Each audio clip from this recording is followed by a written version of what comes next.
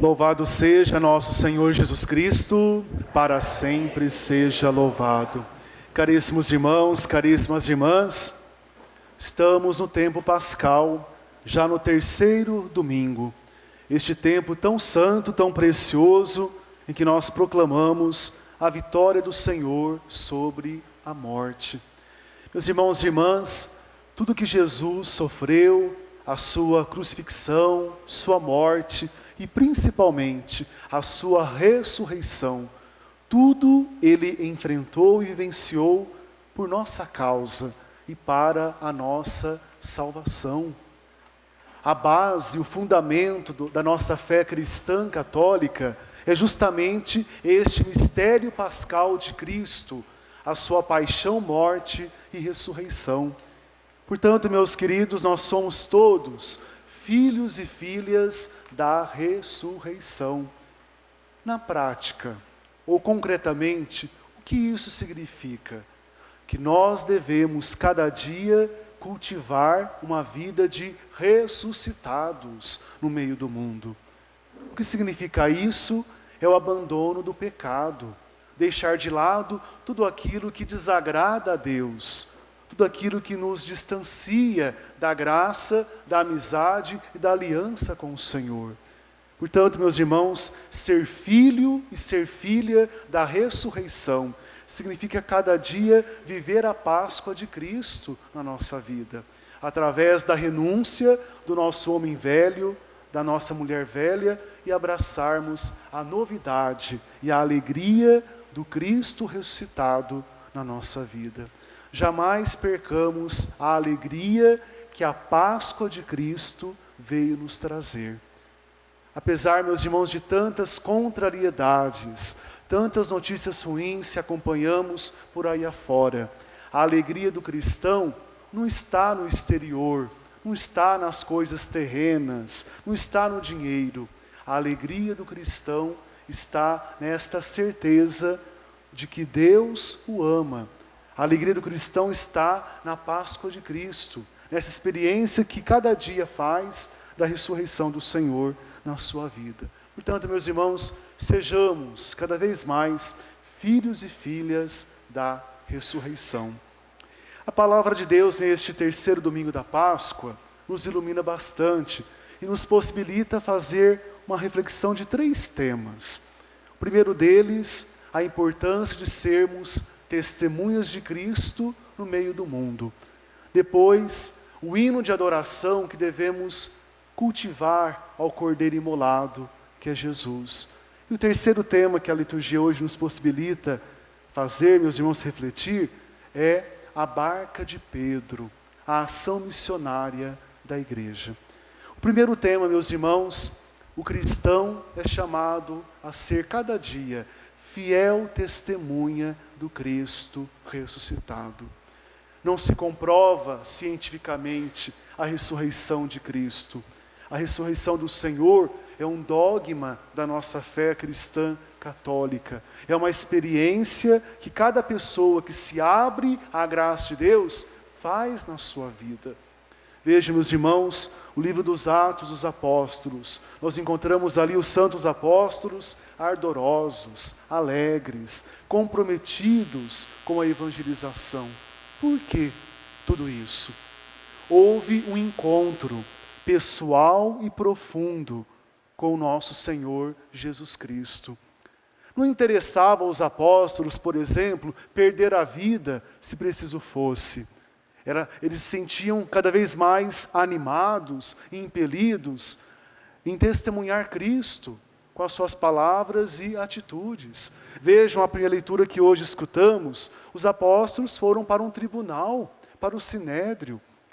Eles eram expressamente proibidos de anunciar o nome do Cristo, mas eles não obedeceram àquela lei que lhes fora imposta. Eles acolheram o apelo do Cristo, então foram ardorosos para anunciar Jesus. Foram presos, e Pedro dá um bonito testemunho de fé. É preciso obedecer a Deus antes que aos homens. Meus irmãos e irmãs, nós somos fiéis testemunhas do Cristo no meio do mundo? Jesus realmente tem podido contar com cada um de nós para que o seu amor, a sua misericórdia cheguem no coração das outras pessoas? Tantas vezes, meus irmãos, infelizmente, somos cristãos de conveniência. Quando nos reprimem, quando querem nos ridicularizar, de repente fechamos a nossa boca, nem damos sinais de que somos cristãos católicos. Nós sabemos, meus irmãos, que Cristo incomodou, por isso foi crucificado, foi perseguido, foi morto. Sabemos que já no Antigo Testamento os profetas incomodavam, os apóstolos incomodaram. Quando nós estudamos a história da igreja, os primórdios da igreja, da história da igreja, meus irmãos, quantos santos literalmente deram a vida porque anunciaram Cristo ressuscitado, eram proibidos de fazer isso, mas descobriram um tesouro maior, um amor maior, e era justamente essa experiência do amor de Deus em suas vidas que motivava cada um deles a não se abalar diante das perseguições, diante das contrariedades. Então, meus irmãos, nós somos chamados a isso, a fidelidade no testemunho de Jesus Cristo, no dia a dia da nossa vida, a começar de dentro de casa, no trabalho, na comunidade. O cristão é chamado, a partir do seu testemunho, prolongar a ação do Cristo. Hoje, meus irmãos, somos chamados a ser os novos discípulos, os novos apóstolos do Senhor. Então pensemos nisso. O Senhor quer contar com cada um de nós, para que a sua misericórdia chegue e alcance o coração de todas as pessoas que estão ao nosso redor. O segundo tema, meus irmãos, nós encontramos na segunda leitura de hoje, este belíssimo hino de adoração ao Cordeiro imolado pela humanidade. Ora, quem é este Cordeiro imolado, senão o Cristo Jesus? A visão que São João teve, meus irmãos, no livro do Apocalipse, expressa para nós de alguma maneira a liturgia na igreja celestial, na Jerusalém celeste, na eternidade de Deus. Lá se encontra o Cordeiro imolado, agora triunfante, vitorioso. E nos falava São João, na segunda leitura, que todos os seres vivos, no céu, na terra e abaixo da terra, prestam um culto de adoração ao Cordeiro imolado. O que nos ajuda a refletir, meus irmãos, que nós somos o povo de Deus.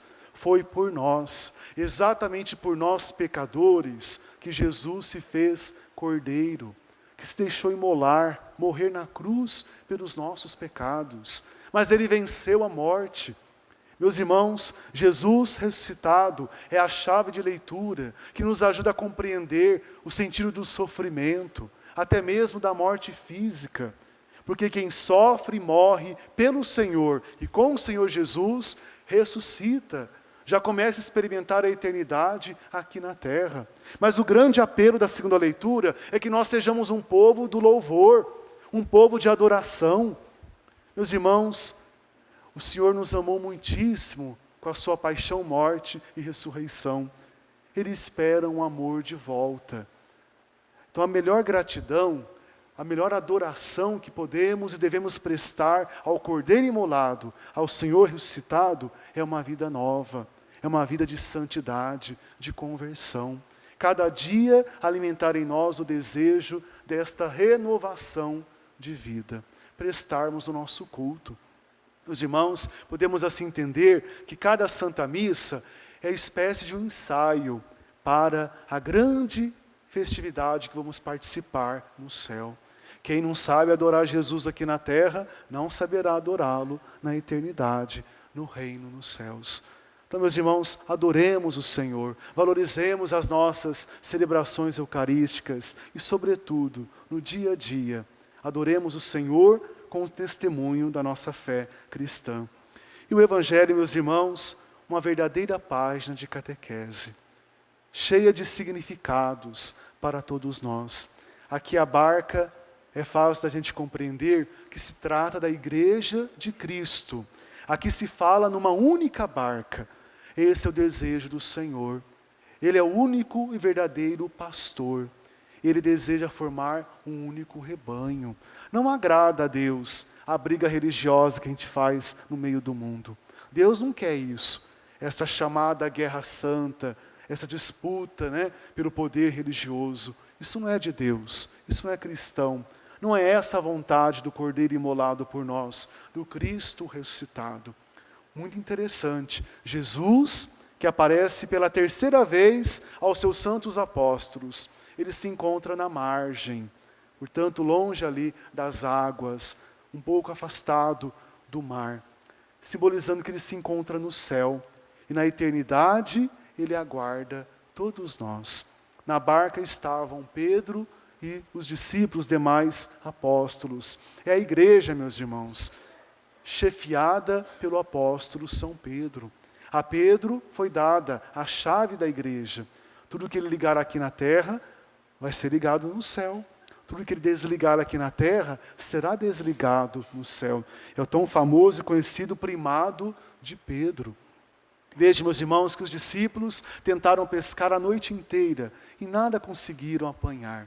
Mas quando Cristo na margem se manifesta, ressuscitado, e pede para eles lançarem novamente as redes, acontece então a pesca abundante. Ensinamento para a nossa vida: escutar sempre a palavra do Cristo. Não é em vão, meus irmãos, que assim que é proclamada a passagem do Evangelho, o sacerdote diz o quê? Palavra da salvação. Porque é uma palavra que salva a nossa vida do pecado, da morte. Uma palavra que nos liberta quando ela é acolhida no coração. Meus irmãos, sem a palavra do Senhor, toda e qualquer atividade missionária, seja na vida pessoal, seja na igreja, é uma experiência frustrante. Nós não produzimos frutos, é uma experiência estéril. Mas quando temos ouvidos de discípulos para bem escutar o que o Senhor tem a nos revelar, e essa palavra é acolhida no coração, essa palavra, meus irmãos, é potente. Ela produz frutos de vida eterna.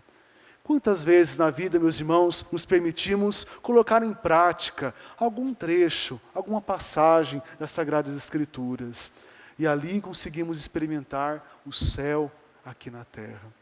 É isso, meus irmãos, permitamos sempre, cada vez mais, que a palavra do Senhor Jesus oriente, conduza, ilumine os nossos passos neste mundo.